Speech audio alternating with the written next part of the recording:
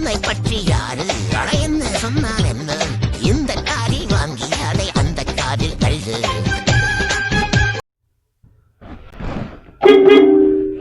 MBM கோமாளி நண்பர்கள் எல்லாரும் எப்படி இருக்கீங்க? எல்லாரும் நலமா இருப்பீங்க அப்படின்னு நான் நம்புறேன். இதா சவுண்ட் மட்டும் வருது, ஆளை காணோம் அப்படின்னு பாக்குறீங்களா? வந்துட்டேன். எம்பிஎம் கோமாளி நண்பர்கள் எல்லாருக்குமே வந்துட்டு ஒரு முக்கியமான தகவலை பதிவு பண்ணிக்கிறேன் அந்த வீடியோ வாயிலாக. அதாவது வந்துட்டு நம்மள்ட்ட சுற்றுலா போறதுக்கு, உங்க வீட்டு சுக நிகழ்ச்சிகளுக்கு போறதுக்கு டூரிஸ்டர், அப்புறம் பலினோ, அப்புறம் வந்துட்டு டவேரா, இன்னோவா, உங்களுக்கு என்னென்ன கார் வேணுமோ சரி, டூரிஸ்ட் வண்டிகள் எதனாலும் சரி தொடர்பு கொள்ளலாம். குறைந்த வாடகையில சிறந்த தரமான ஒரு பயணத்திற்கு நீங்க அணுகலாம். அதே நேரத்தில் வந்துட்டு இன்னைக்கு இந்த வீடியோல ஒரு முக்கியமான விஷயத்தை பாக்குறதுக்கு முன்னால மேலப்பழுக்கிற கிளைமேட்டை பத்தி சொல்லி ஆகணும். ஏன்னா வந்து கிட்டத்தட்ட ஒரு 6 நாளா ஊட்டியில இருந்தோம். ஊட்டியில் ரொம்ப சூப்பரான ஒரு கிளைமேட். நான் ஏற்கனவே சொல்லியிருந்தேன், பனி மூட்டம், அதே மேகங்களுக்கு மத்தியில் சூப்பரான ஒரு பிளேஸ்லாம் இருந்தோம். அதே நேரத்தில் சாரல் அடிக்கும், திடீர்னு மழை கடுமையாக அடிக்கும். சரி ரைட்டு, ஞாயிற்றுக்கிழமை காலையில் விடிய காலையில் வந்து நம்ம வந்துட்டு மேலப்பழுத்து இறங்கிட்டோம். திங்கக்கிழமை பார்த்தீங்கன்னா சரியான வெயில். ஏன்னா ஊட்டியில் இப்படி ஒரு கிளைமேட்ல இருந்துட்டு இங்கே வந்து இவ்வளோ வெயில் அனுபவிக்க வேண்டியிருக்கு அப்படின்னு நினைச்சோம். சரி ரைட்டு, அது பருவநிலை மாற்றங்கள் மாறி மாறி தான் வரும்.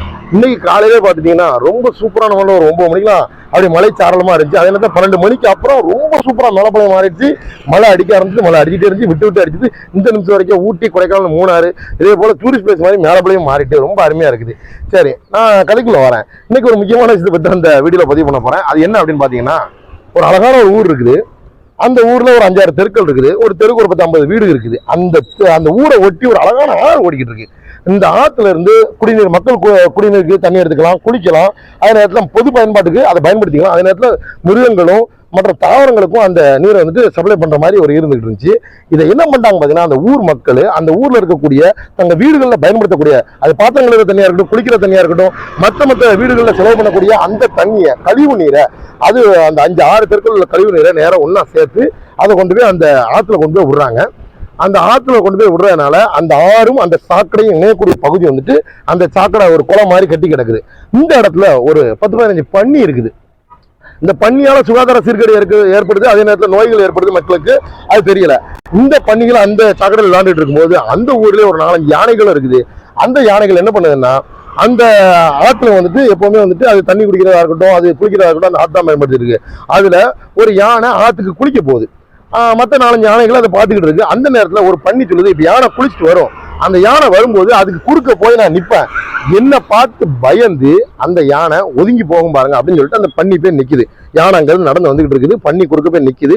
பன்னி அந்த சகதியில அந்த சாக்கடையில உருண்டு பிறண்டு எழுந்து அந்த யானையோட பாதையில போய் நிற்கும் போது யானை ஏறிட்டு அந்த பன்னியை பார்த்துட்டு அந்த இடத்தை விட்டு நகர்ந்து வேற ஒரு வழியா யானை நடந்து போய் தான் கூட்டத்தை போய் சேருது. அப்போ அந்த யானைகள், மற்ற யானைகள்லாம் அந்த யானையை பார்த்து கேட்குது, என்ன நீ ஒரு சாதாரண பன்னி, ஒரு சின்ன பன்னி, அது வந்துட்டு ஏத்தாப்புல வந்து நிக்குது, நீ அதை பார்த்து உன்னை பார்த்து எகத்தாளமா, ஏளனமா, கேவலமா சிரிக்குது, நீ அதை அப்படியே விட்டுட்டு பேசாம வரிய, நீ நினைச்சிருந்தா உன் காலால அப்படியே ஒரு கிக்கு, அப்படின்னா உன் தும்பிக்கை எடுத்து சுரட்டி ஒரு தட்டிருந்தா அது எங்கேயோ பறந்துட்டு விழுந்திருக்குமே, அது செத்துருக்குமே அப்படின்னு சொல்லுது. அப்போ அதுக்கு அந்த யானை வந்துட்டு பதில் சொல்லுது, ஆமா நீங்க சொல்ற மாதிரி நான் செஞ்சிருந்தா அந்த பன்னி எங்கேயோ போய் விழுந்திருக்கும். ஆனா நான் அப்படி செய்ய விரும்பல, ஏன்னா நான் குளிச்சு சுத்தமா நீட்டா வந்துகிட்டு இருக்கேன். அந்த பன்னி சாக்கடையில உருண்டு பிறண்டு எழுந்து வந்திருக்குது.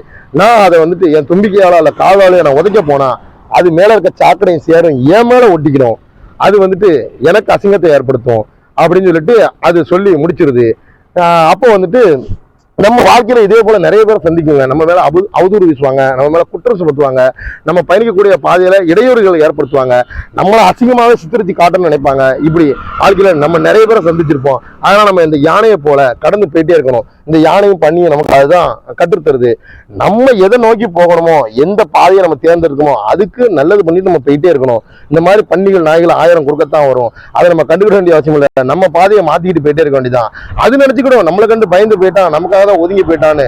ஆனா நம்ம அந்த பன்னிகள்கிட்ட, நாய்கள்கிட்ட மோதி நம்மளோட திறமையும் நம்மளோட தகுதியும் ஒரு நேரமும் குறைஞ்சிக்கிட வேண்டிய தேவை கிடையாதுங்க. அதுல இந்த கதையும் நம்ம முக்கியமான ஒரு விஷயத்தை பதிவு பண்ண விரும்புறேன். அதாவது நம்ம ஊர்ல இதே போலதான் ரொம்ப அழகா ஓடி இருந்த பாளையங்கால்வாய், அது வந்து வாய்க்காலா பயன்பட்டு இருந்துச்சு. மக்கள் பேர்ல துணி துவைச்சாங்க, குளிச்சாங்க, குடிநீர் ஆதாரமா பயன்பட்டுச்சு. அது மிருகங்களுக்கும் மற்ற விவசாயத்துக்கும் பயன்பட்டு இருந்துச்சு. இப்ப அதை பாத்தீங்கன்னா ஒட்டுமொத்தமா சாக்கடையா மாறி காட்சி அளிக்குது. அந்த பாளையங்கால் பக்கம் போகவே முடியல, அந்த அளவுக்கு சாக்கடை வாட அடிக்குது.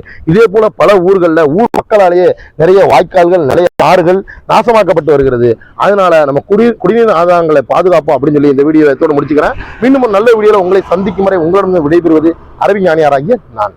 நம்ம எம்பிஎம் கோமாளி சேனலை இது வரைக்கும் சப்ஸ்கிரைப் பண்ணாதவங்க சப்ஸ்கிரைப் பண்ணுங்க, லைக் பண்ணுங்க, ஷேர் பண்ணுங்க. குறிப்பா உங்க மனசுல தோன்றதை தயவுசெய்து கமெண்ட் பண்ணுங்க. மீண்டும் ஒரு நல்ல வீடியோல சந்திக்கிறேன்.